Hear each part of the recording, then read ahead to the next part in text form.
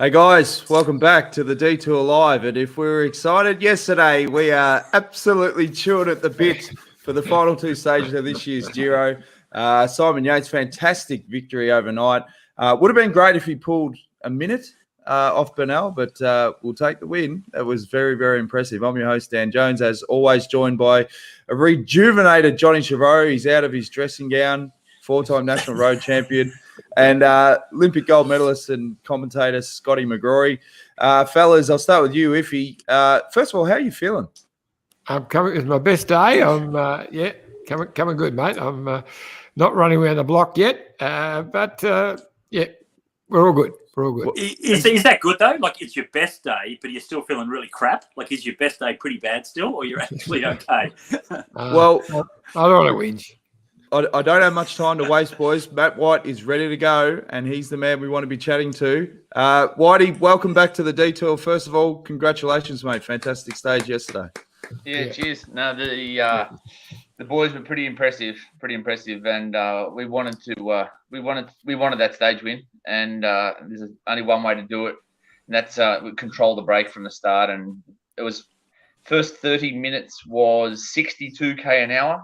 The first hour was 53k an hour, and then the break went. But we pretty much demoralised a lot of the bunch there by just shutting down everything. And then finally, when after an hour of racing, 6 riders went, got some fresh bottles, and the boys put the engine room to work.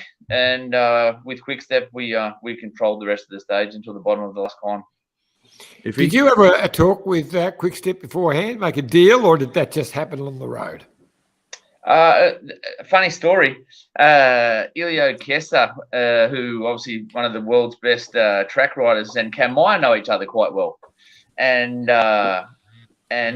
we knew that they were keen to win the stage as well with Almeida.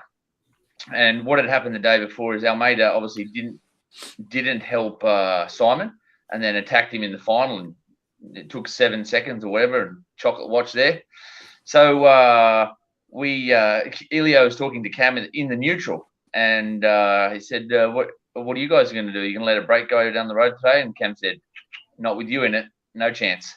And then Bramati, one of the sports directors, spoke to me, and we're like, "Well, we're not letting you go down the road, so it's up to you." We got the same goal, and if we want to keep that break in check, and give both our leaders the chance to win the stage. Scooter? Hey, you spoke about shutting all the brakes down. The UCI didn't try and hit you guys with intimidation like they did with Sagan? No, I actually didn't see what actually Peter did, but I think there's a fine line between intimidation and tactics, isn't there, Scott? Yeah. It's normally just called tactics. He was flexing his massive calves, and that intimidated a few of the guys, apparently. Now, if you had an interesting stat with Bernal in the last 200 metres. Yeah, look, it's been an amazing Giro, and here we are, final mountain stage. Bernal's still got a big gap, but showing signs of cracking. And he rode better yesterday than the day before. But what surprised me, in the last 200 metres, he lost 10 seconds. Now, that means you're right on the verge. You are, in 200 metres, you're not going to lose 10 seconds. He did. So that means there could be a big seismic crack going to happen. So, look, I know you can't answer all of this, Whitey. We'll just start to talk about it before you jumped on, before we went live. But it's sort of a conundrum. We all know the difference between where Yatesy is and where Bernal is only marginal. The difference between being okay and cracking. It's when you're at the end of a Grand Tour, it's so minuscule. But a lot of it's in the mind as well. But, with the body, it's not a lot in it. So if he really wants to win this bike race, he can't leave it until the last 6, 7, 8 kilometres. He's got to go on one of those earlier climbs. He's going to have to do one of the big rides of his life. And then that could all run amok. Or do you just, save it to the last, ensure getting second, because he's still got to gain a fair bit of time on Caruso, because Caruso's likely to go a bit quicker than him in the time trial. So, there's a lot at play here. Yeah, there's a lot at play, and one thing for sure is is and I don't really care who's watching. Is we won't be letting a big break go down the road again this morning neither. Not with Bahrain in it, not with Ineos in it. We want a small break down the road, and we'll make sure of it. If that takes 50k, if that takes 80k, I've got the boys who can do it, and then we'll settle into a bit of rhythm there. And on the first and the second climb, we'll assess the situation. And no, I agree with you, John. I think if we want to win the Giro, it can't happen on the last climb. But we've also got to see how Simon's going throughout the day. He's made a big effort yesterday. But if we see cracks in other people on the second last climb, maybe that's the time to go. Or we go from the bottom of the last. Who knows?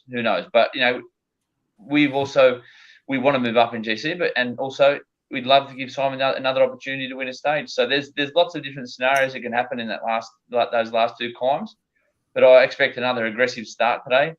And there'll be a few teams that will be interested in getting down the road because they haven't been able to do anything. But I'm sorry, we won't be letting them. If Yatesy was to go early, Whitey, obviously it'd be ideal if he had support with a couple of other mountain goats that are feeling good. And Almeida's an obvious choice. What would be the ideal scenario for that sort of to play out? The ideal scenario would be that Bernal's isolated without Martinez. I think Martinez has saved his behind a couple of times here in the last few days. So obviously, if Martinez was on a bad day, the problem we've got is we probably haven't got anyone, with Schultz gone and Mikel with busted ribs, and Martinez is, I don't know where he is on GC, but he's in the top 10 sort of a rider. So we haven't got enough strength, nor any other team, to push the pace that hard to isolate Martinez. And Martinez will stay with Bernal, whether the attacks go at the bottom of the second last climb or the last climb, he'll stay with him. So the best case scenario for us would be if Martinez is on a bad day, Bernal's isolated, and then a group of riders go right away from Bernal. Because, if you're caught in a valley on your own and you've got, imagine if we are away with Crusoe, Almeida and Dan Martin, and Bernal's stuck in a valley on his own. That's when you can lose big time, and that would be totally demoralising if he was on his own. And the unfortunate thing is that Ineos have numbers. They're a strong team, and they'll be sticking together. That their template's pretty easy to read, and the best case scenario for us is we isolate him and work with whoever is good enough to come with us. Yeah. Scooter. In that scenario, Dan Martin's going to have to get down the descent with the guys that get away on the climb. That's the only challenge for Dan. But we've seen it a few times in the past where the leaders have capitulated on the last couple of days. And John's stat I felt was quite interesting actually, that last 200-meter stat. And when Almeida went yesterday, then Ineos did nothing. They just let him go off the front. 8 minutes or whatever it was their gap, so they were not desperate to chase him. And then as soon as Simon went, same scenario. They just kept to the numbers. Did you see that as we feel like we're in control, or hey, we actually have to be very careful with Egan to make sure that we just ride a very, very smooth tempo all the way up here? I think a bit of both. I think that it's always the template they're using is not new. Lance Armstrong won 7 Tour de France's with a very similar template. It's safety in numbers, and the less your leader has to do in the win is the most successful. And if you can surround your leader with riders at a very similar level, well, then you don't have to panic, especially when you are in a situation where you are leading the bike race by a comfortable amount. So I think that's, regardless of whatever the situation is with his back, I don't read the media or anything that comes out of that team's mouth about his back. But there was obviously a clear tactic that he wanted to take time early in the race, because there was obviously a lack of confidence in something in the back end of this race. Because I think if he was really confident of his form for 3 weeks, he probably would not have needed to ride as aggressive as he has in those first 2 weeks. And but because everyone knows how the Giro rolls, it's always won in the last week, and sometimes it can be lost in the last week as well, as we know. Hey, another one for you, mate. In terms of so the tactics of Ineos in the past, and it's all about the numbers, keeping the numbers of the riders with them, but also actually looking at their own power numbers to know what they can produce up a climb, what others may or may not be able to produce. How much of that's coming from the team car? So in a situation like that, how much is it someone like yourself looking at the actual data and the numbers that are coming through and knowing what the riders can or can't achieve and actually controlling them a little bit and giving them some instructions in those sorts of situations, like we saw when Simon attacked and Ineos not immediately going after him? So I don't know how Ineos operate, but all I can say is from our experience. So we know where Simon's strengths are and what gradients his strengths are, and he obviously working with his coach know the numbers that he can put out for certain amounts of time. And if you saw some data yesterday, so yesterday's climb, that was the fastest climb out of any climb in the Giro this year, which is quite impressive on stage 19. So he's clearly in a good place. But as far as instructions, we set him up for certain places on climbs in good positions, and then he has to go from feel and knowing how he's feeling, and he knows what he's capable of doing for a certain amount of time. And even at his age, he's still improving, and you're seeing some pretty big numbers from a very, very talented young climber who has not reached his peak level yet. So yeah, that's all. The training is so scientific now that those guys, the repeat efforts they're doing them at altitude, they're doing them in different races, in different series throughout the year.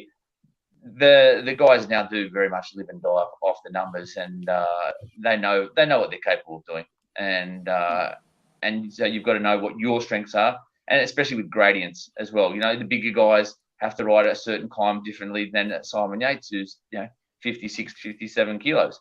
Bradley Wiggins, when he at his best at 70 kilos, would ride a climate very different. Some guys who are very punchy and aggressive, like Simon, he loves making that gap, getting out there. Then he has to hold it, and it's harder to hold it when the climb is 5 or 6%. But when it's at 10+%, it doesn't matter really if you got a wheel to sit on. So there's lots of different facets that you're working through. And then it also depends on the athlete as well. But I can only comment on from how we work. I don't know how Ineos work. We've got a couple of fan questions and comments. Paul Grove says, good luck to Yatesy and the team. Should be a cracking night's viewing. David says, did BikeExchange not know Martinez was off the back early yesterday? Yeah, we did, but that was still 50k from the finish, and that was because the quick step guys ripped the descent. So it wasn't because he was not going well. He was just in the 50th wheel, and 45 guys. Someone let the wheel in front of him, and that's where the split occurred. So that was we were well aware of that, but it was so far from the finish, it was irrelevant for us. Now, Whitey, you know that I'm superstitious. The famous Hawks jersey back in 2012, we wore it at the Torino. Well, you are selectively superstitious. Selectively. And then we wore it at Milan San Remo. Giro got the chocolates. Selectively superstitious, yes. Yes. Yesterday, I played the Rocky motivational clip, and Yatesy goes on and wins. So I have to keep the same routine, but I want to give you the choice. You can either watch a very polished motivational clip from the Miracle on Ice movie, Kurt Russell, when he was the coach of the US hockey team, and he addresses them. They're playing the Soviets like Ineos, unbeatable, gives them this rev up, gives them perspective. They go out, win, Miracle on Ice. Or you can have a rough as guts 3/4 time speech from a local Aussie rules footy team where the captain relies on the famous story of Gabriella Anderson-Sheese in the 1984 Olympic women's marathon. Do you want the polished version or do you want rough as guts? Well, give me the polished version. Okay. As you can see, Jonesy, I've been pretty vanilla during this whole Giro, and let's just keep with the vanilla. All right, we'll go with the vanilla. I'll play the rough as guts speech at the end of the podcast and show people exactly what I was going to say. I want to hear the rough as guts. Let's go. This is what got the Americans over the line against the Russians. Great moments are born from great opportunity. And that's what you have here tonight, boys. That's what you've earned here tonight. One game. If we played them 10 times, they might win 9. But not this game. Not tonight. Tonight, we skate with them. Tonight, we stay with them. And we shut them down because we can. Tonight, we are the greatest hockey team in the world.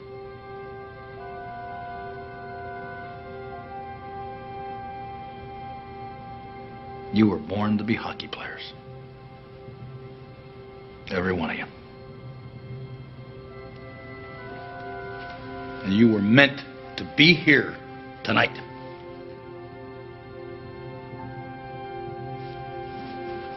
This is your time.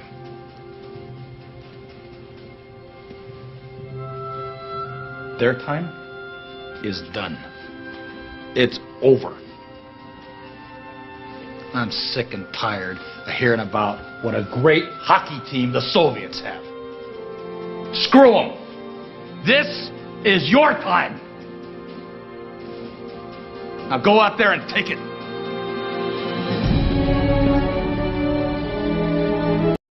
Jeez, if that doesn't get you going, mate.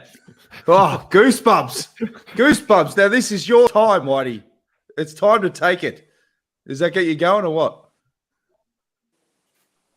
You there? Mate, I'll be totally honest. I didn't hear any of it. All I saw was. Oh! Oh, no, the audio didn't work. It was freezing, and then I didn't see one bit. Mate, I saw I'll have to send it to you on WhatsApp. Russell, and that's it. I didn't hear one word that come out of his mouth. Mate, send it to you on send WhatsApp. it through, mate. Because Send it I reckon you will want to show it to the boys. I reckon you will. Well, that's the speech he gave. That was one of the biggest upsets in world sport, and they did it, and it was all because of Kurt Russell. Yeah. You know what? I didn't actually realise. I do remember the game. I haven't seen the movie. Yeah, I've only seen that clip. Well, what you don't realise, Whitey, is what we're now learning is that Kurt Russell was the actual coach of the American team back then, which I had no idea of, Dan. That's amazing. No. Yeah. It's amazing. Yeah. But good on you, Scotty. You've just confused everybody. Yeah. But just as we're wrapping up, is there anything like you obviously have so many plans and there's so much like unknowns? Is there anything that in terms of you've got your plan A, your plan B, but is there any sort of surprises that you're sort of planning for on a stage like today?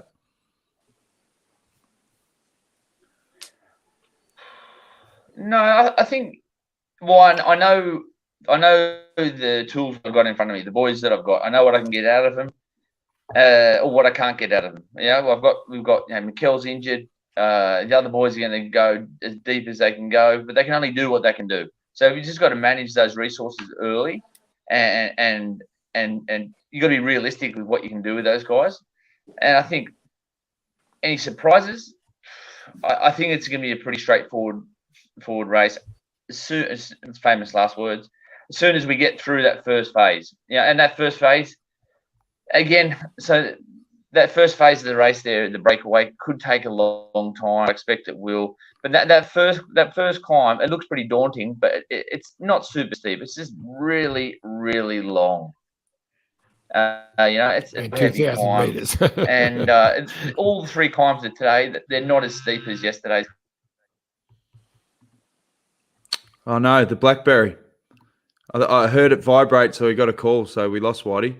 Well, it's good. It's a good time. We'll have a quick word from our mates at BikeExchange. We need him back because I've got a stack of questions for him. So. All right. Here's a quick word from BikeExchange. Look at this bike. You think it's just a bike, right? But it's not.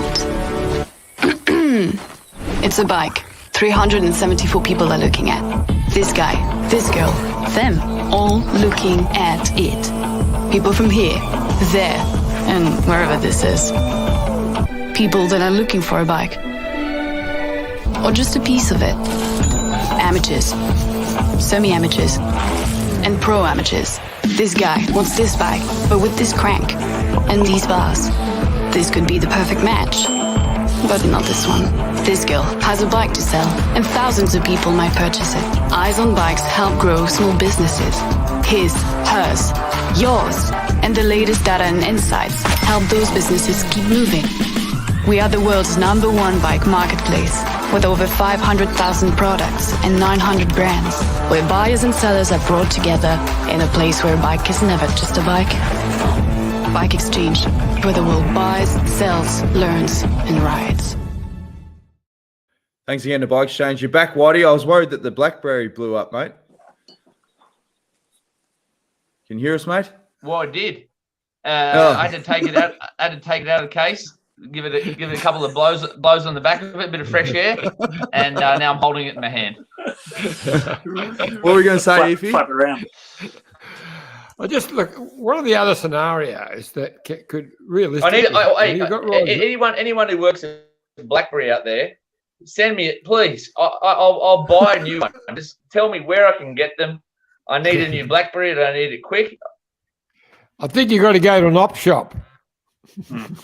Yeah, surely there's an Italian op shop with old phones where they recycle. You know what you need to do? Dip your hand into that phone recycling bin and just fish one out. Hey, Johnny, they don't sell telephones at knock shops, mate. Not over here. Op shop. Oh, right. Not that I would know, but the riders like Vlasov, Carthy, Bardet, who were just, even though they're, fourth, fifth, sixth, they're all 6-7 minutes down. I can imagine them going early, and Ineos will not worry about them, but they could become a great stepping stone if they're up the road a little bit. They could, Johnny, but I think those sort of guys, having had a look at them the last couple of days, I think they're on their knees, and I think they'll be playing more of a conservative game, because I think they risk, if they go on the second last climb and it don't work, they're isolated and they blow on the last climb, they lose everything. So I'd be very surprised to see those guys I see Almeida as being aggressive for sure, but because he's still coming up and he's got nothing to lose, he hasn't won a stage. But as far as the others, I think they'll play the safety game and not move until the last climb, so they don't risk losing everything. Okay. One other thing that people have spoken about is Colombians are notoriously good at altitude. Simon Yates, he obviously lives in Andorra, so altitude's not a problem for him, yeah? He's got his apartment's at 2,000 meters, so the Colombians do have an advantage when you're racing at high altitudes for sustained periods of time. But there's no rider these days there's no guy in the top 10 who hasn't been at an altitude camp before this race. But the Colombians have a distinct advantage. So for them, 2,000 meters is like riding around Lake Burley Griffith. It's Bogotá's 2,700 meters, and all the training's up.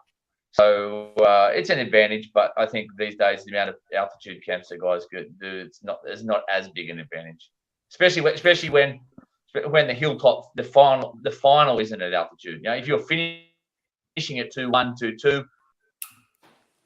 Oh, he's gone again, the BlackBerry. Oh well, we got a few good comments out of him. We got a good solid 20 minutes. Great. You talk about so Almeida is the one that he said that he's expecting to see attack. De Koenig Quickstep obviously chasing a stage win, and they've got 2 stages to go. They have Cavagna, who's a good time trialer for the time trial, but you've got Philippe Bergana as the world time trial champion, so they're unlikely to win that stage. This is it. This is the last chance they have to go for a stage win. And maybe the fact that he is on 8 minutes or so, that's that penultimate climb, that Almeida might be the one that will try and attack from, I don't think from Bernardino, but from the Sprugen Pass. Maybe that's where Almeida will go for it, because there'd be a lot of pressure, obviously, with them, with Evenepoel and the tactics within that team, and obviously the political stuff that was going on with him as well on the gravel stage. Yeah. So there'd be a bit of pressure, I think, from Patrick Lefevre, their boss, to try and come away from the Grand Tour with the stage win. This is really their last chance today. Well, you're a man of interesting stats around the race, Scooter. What's famous, or the connection with Ghana and today's stage? He's from the town that it's starting from, Verbania, which is on Lake Maggiore. Now, interestingly, he's part of the track team for the Tokyo Olympic Games. Yesterday's start town is the hometown or birthplace of his national track coach, Marco Villa, who was also bronze medalist at the Olympic Games in Sydney behind Brett Aiken and I, 2 times World Madison champion as well. So yesterday they started in his coach's town. Today they started in Filippo Ganna's hometown in Verbania. Look at the start. It's really worth watching the start of the stage tonight. Obviously the mountains are going to be amazing, but the whole first part of the stage, they go along the western shore of Lago di Maggiore, Lake Maggiore, from Verbania, which is just north of the town of Stresa. I used to joke back in the day when I lived like 10 k's from where they're starting from. Beautiful part of the world, and I used to do laps of the lake on my long flat days. It was 180k lap of Lake Maggiore. So it's worth watching the start of this stage because it is absolutely splendid, beautiful. And just south of Verbania is the town of Stresa, and that's where the cable car actually went from that collapsed a couple of days ago. I used to joke with my ex-wife that the town was named after her, and she didn't appreciate it. It's probably why we're not together anymore. You're a game man anyway. But I've got to say that is one of the most beautiful areas, not just in Italy, but anywhere in the world. It is just staggering. You go there. I've spent a few days there. You're right. I haven't ridden right around the lake, but I've ridden a fair way around it. And it's just gorgeous. Absolutely. Yeah. Well, I took so I had Jason, as you know, Johnny, Jason Phillips, one of our best mates. He came down from Germany and stayed with me, at my apartment in Verano Borghi for a few days, and we did a lap of the lake. And 2 things I didn't calculate, right? It was a weekend, so like all the lakes, whether it's Lake Como, Maggiore, or Lake Garda, which is further east, on the weekend, you don't go and ride your bike around it because everybody goes there for the weekend. They all drive their cars. They come down from Switzerland or wherever in Italy, from Milan, and it's chock-a-block full of traffic around the lake. You want to ride it during the week. And it poured rain. So we were going around one of the world's most picturesque regions. Most of the time we were single file because there was too much traffic, and it poured rain the whole time. Afterwards, and he said this several years later, the worst ride he's ever done. And I was taking him on thinking it was going to be one of the best rides he ever did. But But on a nice day, it's certainly fantastic. So up Maggiore, they go into Switzerland tonight, up over, so the San Bernardino climb is in Switzerland, 30 kilometres. Then they come down to the Spruggen Pass, which is still, it comes up to the border of Italy, back south again as they drop back down into Italy. And the finish climb, where they turn off at the bottom to go up that climb, that river that they come off is the river that feeds Lake Como. So they go from Lake Maggiore across to Lake Como. Absolutely splendid. And Como, I know you'd be interested, Dan. Lake Como is where they filmed a lot of the Star Wars movies, like the second group of movies, like that was supposed to. And they had the water planet and all the whatever it was. Yeah, a lot of that was filmed at Lake Como. Didn't they film the Nespresso ads up there with George Clooney? He lives there. Yeah, he does. Yeah. There you go. Yeah. I remember and sitting on the Brian side of the Nygaard lake. has a place there as well. Shout out to Brian. Brian's doing very well. I remember sitting at Como having a coffee on a ride, and I think it was actually with Jason Phillips. And I remember hearing an American tourist a table over from us on the phone, and all I could hear him say was, I'm at some place, beside some lake, I got the meeting later on today. And we're sitting there thinking, mate, you're in Como.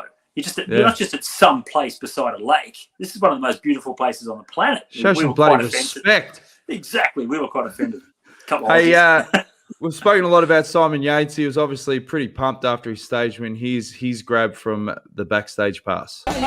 You're getting used to these bottle pops. That's a big one, so I have my time to open it and aim correctly. Really, really good job from the boys. Control the start, rode basically all day, and then I just managed to finish it off for them, so really happy. You can't see it though because I got this bloody mask on, but that's all right. What effect, Iffy, does it have winning a stage before such an important one like today and going in with that mental approach where essentially the monkey's off your back because, every team wants to win a stage. That pressure's off, but going in with momentum, what effect is that going to have, do you think? Yeah. Interestingly, the winning the stage part would have made him feel fantastic for his team as much as for himself, because he's won, plenty of stages in the Giro and in the Tour de France. And so, but the team worked so hard for him to do that. He would have felt enormous relief that he delivered for them. But more importantly to him would be the fact that he distanced Bernal. And that would be the resonating point moving into today's stage. Now, we've still got more comments coming in. I think the team man's getting frustrated. He says, does Yatesy have a rim brake bike available to ride? I think he is riding on rim. Oh, no, he's not. He's disc brakes. But they did Bianchi created the new frames for this year, because last year it was with Jumbo-Visma, and they were using rim brake bikes because their disc brake bikes were too heavy or heavier than the 6.8 kilogram UCI legal limit. And this year they've developed lighter versions of their disc brake bike, so they're riding on the discs now. We've got another comment, and this is again everyone trying to ask questions about Bernal. It comes from Colin Morley. Egan did not get out of the saddle at all on the final climb yesterday, and can't recall him doing so in stage 17. Does this indicate back pain or discomfort, Scooter? Good observation. It may well indeed. However, when you look down to, Bernal cracking and whatever, losing a bit of time, there were 4 riders left at that time. So it's not like he blew up and finished 15th on the stage. He's back, and whatever discomfort he may or may not be feeling is still enabling him to finish 2nd, 3rd, 4th on these stages. But that's a good indication, or a good observation, I should say, that, maybe that's... Look, the different styles as well, isn't there? Like Yatesy is very much a guy that likes to get out, like Contador, likes to get out of the seat and bounce around and dance on the pedals, whereas Bernal has never been that kind of rider. It was the same when he won the Tour de France as well. But might be onto something there. Iffy, this is a better question for you because it's about racing and drinking grog. John Bodie says, do the riders really drink the champagne or do they just pay the drink lip service? Well, I don't know how cold that champagne is that they spray. I think they have a sip just to do the service, but they normally have a bottle of Italian spumante for dinner, and they all have just a quarter of a glass, just to celebrate the victory. So that the team of the winner normally all have a sip. Even the non-drinkers have a sip just to do the right thing. Now I've got bullied into it. I've got a theory about Bernal. I rattled off 4 scenarios the other night with Keenan. I've got another one, and I remember watching it live after he won stage 16. I could not help look at his hands in the interview, and they were shaking uncontrollably. He's obviously freezing. Now, when you win the jersey, you got to do protocol, you got to do podium, you got to do interviews, all that sort of stuff. You're not going straight to the bus, getting in a hot shower, starting your recovery. Just look at this interview and particularly focus on his hands. I even replayed the second part with a slow-mo. Yeah, it's a great victory. If you win with the Maglia Rosa, it's special, no? So I wanted to show it. Not every day you win a stage in the Giro with the Maglia Rosa. So now, I always say on the show, I'm not a bike rider. I don't ride. But my mum always said, hey, don't go out in the cold because you'll get sick. Now, if you're a professional bike rider, you're already on the limit. You're already running on vapors. What sort of effect does that have, Iffy? Or you reckon I'm talking absolute dribble again? Yes, I do. I think you're talking absolute dribble. Only in that, look, to me, all I saw was his hand playing around trying to get his mask right. Yeah, but you wear glasses, John. I study this. I could see the minute little shakes. And this hand, it was rattling. Like when he moved his hand down, he was shivering. Well, I reckon he could have got sick as a result. And it might come out in the wash. He'll say, Dan Jones picked it, he'll say. Yep. Oh, what's the point? If I bloody discover stuff like this and you shut it down, I'll just stop trying. No, I love it. I don't have to agree with you every time. I usually do. Yes, you do. Just a bit of support. This is where you got to play the theme to The Odd Couple. Yeah. Theme music to The Odd Couple. Yeah, that's right.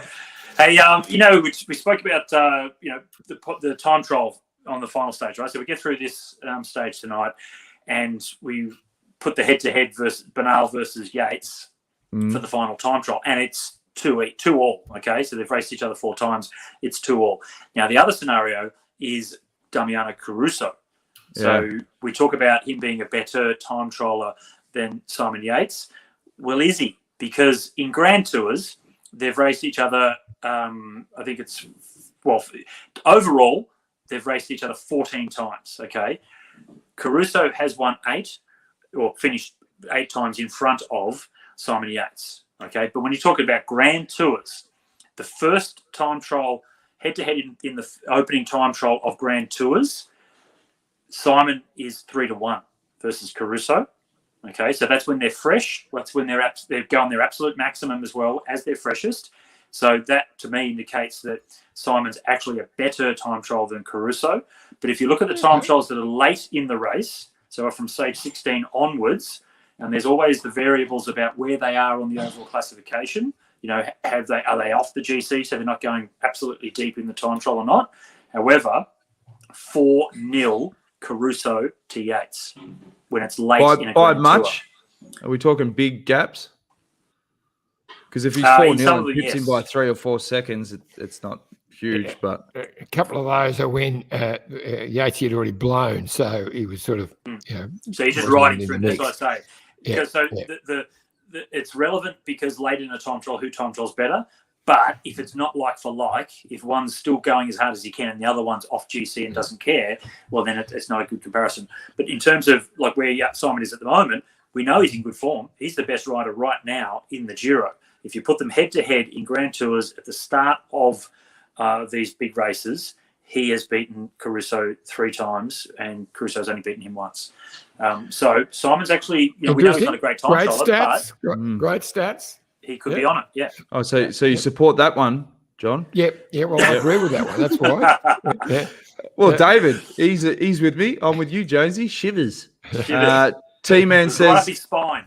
Ask the King, Sean Kelly, about freezing weather riding. He'll tell you to wrap up and stamp down the pedals harder. Yeah, exactly. I like listening. But just on what you were like, before we move away from your last point, Scooter, I was just going to say, I think if they rode the time trial today, I think Yatesy would beat them both. But by how much, I don't know. But I think he would beat them both. Tonight, it depends on who ends up exploding or not, it's going to just be fascinating. Scooter, Ben asks again, but don't you think the high altitude suits Egan more than anyone, though? I mean, the whole growing up at altitude, even if you live there, you haven't grown up with it and all this sort of stuff. Is that a factor or it doesn't matter? No, look, yes and no. Okay, so surely all the Colombians and Egan will be far better suited to racing at high altitude. We've got 3 climbs that are up around 2,000 meters or just slightly over, but that's only at the very top. Okay, so when they're 5Ks from the top, they're still down at 1,700 meters or so. And it's from about 1,800 meters typically where you really do start to feel the effects. And as Whitey said, that all these top riders now are training at altitude, so they're much better suited to riding above 1,800 than what they used to be. But for, say, the 30 kilometers of the San Bernardino, 30-kilometer climb, it'll only be the last 5-7 Ks that are kind of up in that sort of red zone, getting closer to 2,000 meters. Then it's down again up the next one. So it's not as if they're racing at a plateau at around 2,000 meters. Absolutely, that's where Egan would be able to come into his own. But it's only the last couple of Ks of each of these climbs. So and they're well trained as well now. So we've seen in the Tour de France when they've gone to, and sometimes the Giro, you go to 2,600 meters. Then you've got several kilometers of climbing above 2,000 in altitude. Absolutely, that's when the Colombians really come into their own. I don't think it's a big factor this time, though. If he's one, it was probably directed for Matt White, but Paul Groves asked, what are the chances of BikeExchange rider getting in the break tonight? I don't think so. I think they've got other jobs for them.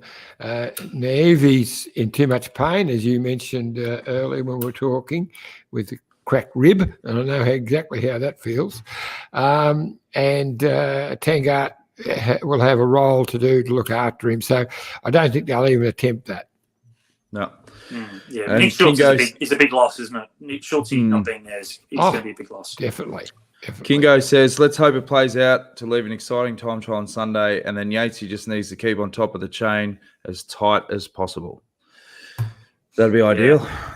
Yeah. Hey, good shout out to Cam Meyer. We're talking about teammates for Yatesy. Cam, just think about that first week, mate. He struggled to get through, almost went home because he was sick, and just soldiered on, kept going. They looked after him, didn't ask too much of him, and then now he's there. He's there doing the job and helping out. Okay, he's not there on the final climbs and replacing someone like Nick Schultz, but he's doing a job, and he played an integral part in the last couple of stages. Yeah, Very for much sure. So. Yeah, they've been impressive. I didn't get a chance to play the footy speech for Whitey, but do you want to hear it now just to rev ourselves up before we look to wrap the show? Do you want to hear it? Yeah. You go do that, and then you can send them both to Whitey. All right. Well, this is as rough as it gets, so apologies if anyone does take offence. We didn't say it, but I thought it was pretty funny. I don't know if anybody saw the Olympics somewhere in the 80s. There was this chick that did this marathon, and she fair enough, she come 10th or 20th or something like that, but that's not important. The poor was running. She actually crawled to the line. She didn't give up. She pushed herself. She pushed herself to near exhaustion. That's what I'm asking out of you blokes, is to push yourselves right to the final hooter and take this prize away from these. They don't deserve it. We do. And that's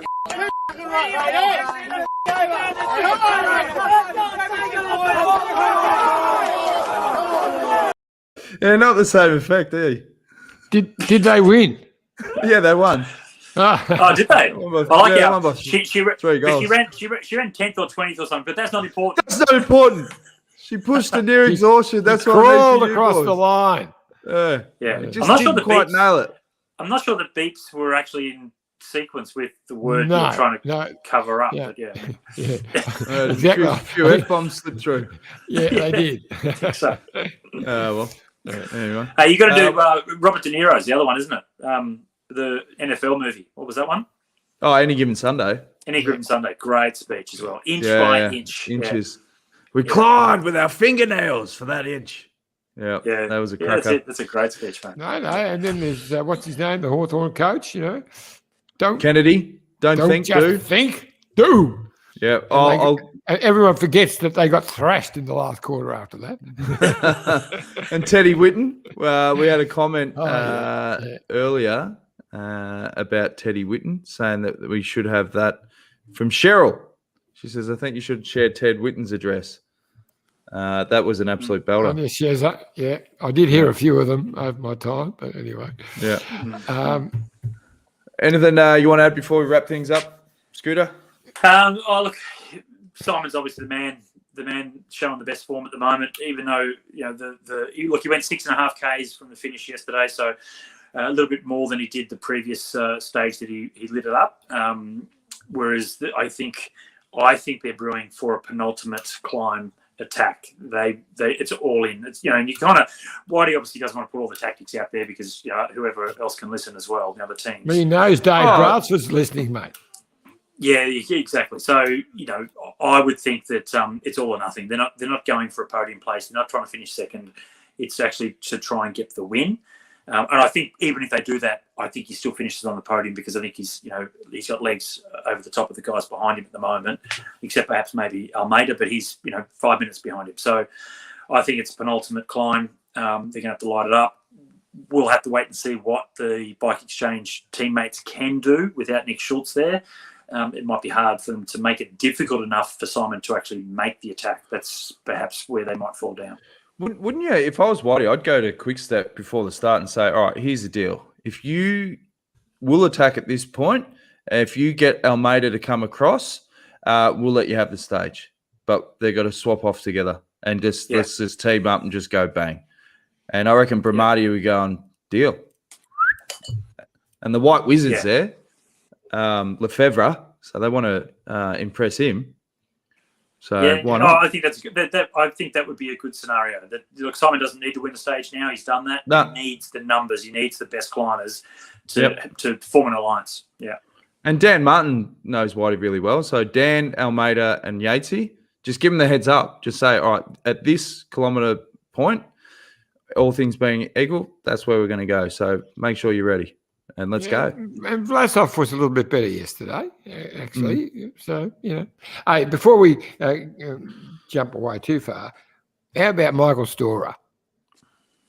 Again yesterday, they were getting down the nitty-gritty of that bike race, and he's still there. So you got Bernal close to cracking, and Storer is just riding along looking after Bardet. And Bardet cracks, and he just goes back with him. I'd just like to know how he would have gone if he'd ridden for himself. It was pretty impressive. Yeah. Another Western Australian, mate. So, we were talking about Hank the other night about the Western Australians and how strong they are. They've got certainly some depth over there, and Storer's another one. And when he turned pro, he was very raw. He's had to learn a fair bit, actually. So if you look at his age, it's not as if, he's probably a couple of years behind some of the others in terms of development, in terms of just mindset and how to be a professional. He's showing some great signs of being something very special in the next couple of seasons. Yeah. No, well, if Bernal's on a good one as well, he'd be another handy one to have up the road with him. So Bernal? No, we don't want Bernal. No, Bardet. Brain fart. Sorry about that. Bardet. Your handshaking a bit there, mate. Yeah, mate. I need to get in a hot shower and recover. All right, fellas. Well, it's going to be a cracking stage tonight. Enjoy the coverage if you're in Australia on SBS. They're doing a great job. And shout out to Matty Keenan and Dave McKenzie. And I don't think Robbie's commentating because he's gone back up north for that $531 ticket. But as we always say, keep supporting the show. Tell your mates, youtube.com/The Detour Podcast.